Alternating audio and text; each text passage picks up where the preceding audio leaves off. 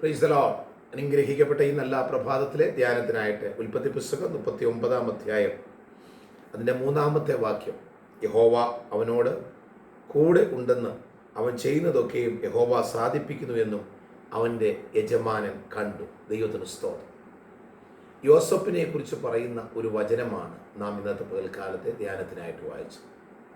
താൻ ചെന്ന് കയറിയ, അർത്ഥാൽ തന്നെ ഒരടിമയായി കൊണ്ട് കയറി ചെന്ന ഭവനത്തിൽ അല്ലെങ്കിൽ ആ കൊട്ടാരത്തിനകത്ത് താൻ താമസിക്കുമ്പോൾ അവിടെയുള്ള രാജാവ് ഈ യോസഫിനെ കുറിച്ച് അറിയുകയാണ്.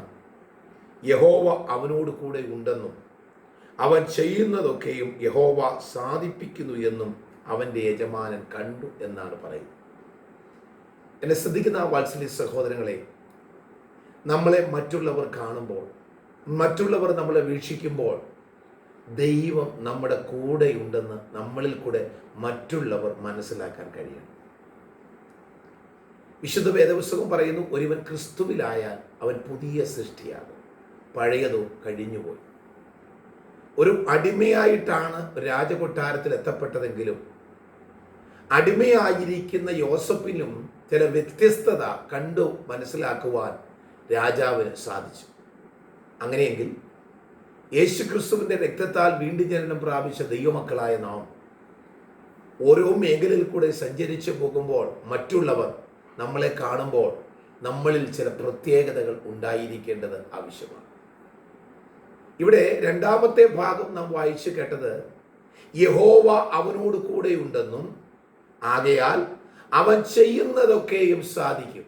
ഇന്ന് പകൽക്കാലം ഓർത്തുകൊള്ളുക, ദൈവം നമ്മുടെ കൂടെയുണ്ടെങ്കിൽ നാം ചെയ്യുന്നതെല്ലാം സാധ്യമായി തീരും.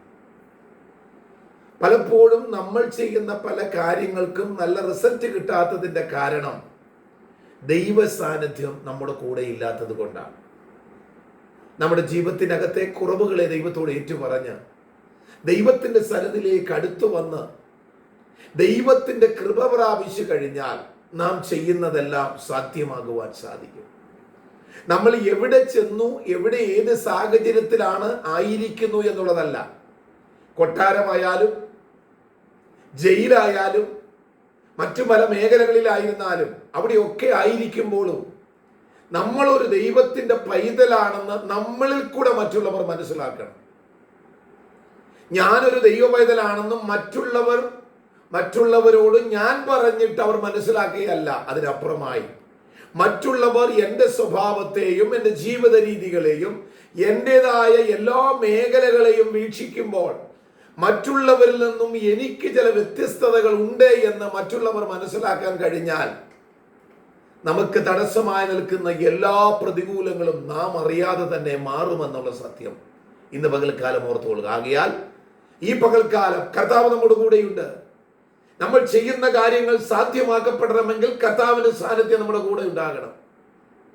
നമ്മൾ ദൈവത്തോട് കൂടെ നടക്കുകയും ദൈവം നമ്മുടെ കൂടെ നടക്കുകയും ചെയ്യുമ്പോൾ അതേ ഇന്ന് പകൽക്കാലം നമുക്ക് നല്ല ഫലങ്ങളെ അയക്കുവാൻ കഴിയും. നമ്മൾ ഏത് പ്രതികൂല സാഹചര്യത്തിലൂടെ യാത്ര ചെയ്യുന്നവരാണെങ്കിലും, ഏത് വേദനാജനകമായ സാഹചര്യത്തിൽ കൂടെ യാത്ര ചെയ്യുന്ന ഒരു വ്യക്തിയാണെങ്കിലും കർത്താവിന്റെ സാന്നിധ്യം നമ്മുടെ കൂടെയുണ്ടെങ്കിൽ നാം ചെല്ലുന്നിടത്തെല്ലാം വിജയം കൈവരിക്കുവാൻ ദൈവം നമ്മെ സഹായിക്കും. യോസഫിനെ പോലെ നമ്മെക്കുറിച്ച് മറ്റുള്ളവർ പറയട്ടെ, ഇവൻ ദൈവത്തെ സേവിക്കുന്നവരും ഇവൻ ചെയ്യുന്നതെല്ലാം സാധ്യമാകുന്നു എന്നും മറ്റുള്ളവർ നമ്മളെ കൊണ്ട് കുറിച്ച് ഇന്ന് പകൽക്കാലം പറയുവാൻ നമുക്കൊരു തീരുമാനമെടുത്ത് ഇന്നത്തെ നമ്മുടെ ജീവിതയാത്രയെ ആരംഭിക്കുവാൻ ദൈവം നമ്മെ സഹായിക്കട്ടെ. കർത്താവിന്റെ കൃപയിൽ ആശ്രയിച്ച് വിശ്വാസത്തിലും വിശുദ്ധിയിലും വേർപാടിലും സാക്ഷ്യമുള്ളവരായി മുൻപോട്ട് പോകുവാൻ ഇന്ന് പകൽക്കാലം ദൈവകരങ്ങളിൽ നമ്മെ സമർപ്പിക്കാം. അങ്ങനെയെങ്കിൽ നാം ചെയ്യുന്നതെല്ലാം സാധ്യമാകും. ദൈവത്തിന്റെ മഹാ അനുഗ്രഹം നമ്മുടെ കൂടെ ഉണ്ടാകും. കർത്താവിന്റെ കരങ്ങളിൽ നമ്മെ സമർപ്പിക്കാം. ഈ വചനങ്ങളാൽ ദൈവം നമ്മെ ഓരോരുത്തരെയും അനുഗ്രഹിക്കുമാറാകട്ടെ.